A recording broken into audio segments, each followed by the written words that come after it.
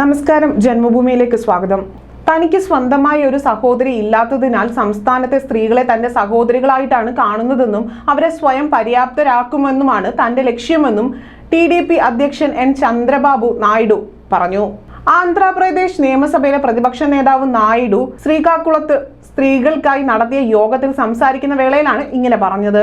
ഒരു മൂത്ത മകനെന്ന നിലയിൽ അവരുടെ കുടുംബാംഗങ്ങളെ സേവിക്കുമെന്നും അദ്ദേഹം വാഗ്ദാനം ചെയ്തു. മുഖ്യമന്ത്രി ജഗൻമോഹൻ റെഡ്ഡി സംസ്ഥാനത്ത് സൃഷ്ടിച്ച പ്രതിസന്ധിയെ NDA സർക്കാർ സമ്പത്ത് സൃഷ്ടിച്ച് മറികടക്കും.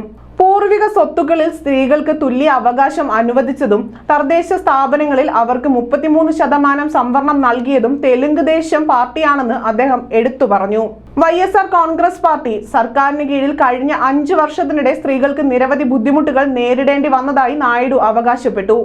റെഡ്ഡി അവരുടെ ജീവിതം കൊണ്ട് കളിക്കുകയാണ് എന്നും ആരോപിച്ചു. വരുമാനം നേടുന്നതിന് പകരം വിപണിയിൽ നിന്ന് ഒന്നും വാങ്ങാൻ കഴിയാത്ത വിധം സ്ത്രീകളുടെ ചിലവുകൾ കുതിച്ചുയർന്നതായി അദ്ദേഹം അവകാശപ്പെട്ടു. 2 സെന്റ് ഭൂമിയിൽ സ്ത്രീകൾക്ക് വീടുകൾ നിർമ്മിക്കുമെന്നും നായിഡു വാഗ്ദാനം ചെയ്യുകയും ആസ്തികൾ സൃഷ്ടിക്കുകയും വരുമാനം പാവപ്പെട്ടവർക്ക് വിതരണം ചെയ്യുകയും ചെയ്യുമെന്നും അദ്ദേഹം സൂചിപ്പിച്ചു.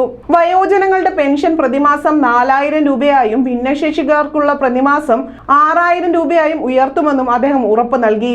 ആന്ധ്രാപ്രദേശിൽ ഒരേ സമയം നടക്കുന്ന ലോക്സഭാ തെരഞ്ഞെടുപ്പിലും നിയമസഭാ തെരഞ്ഞെടുപ്പിലും BJPയും ജനസേനയും ചേർന്നാണ് TDP മത്സരിക്കുന്നത്.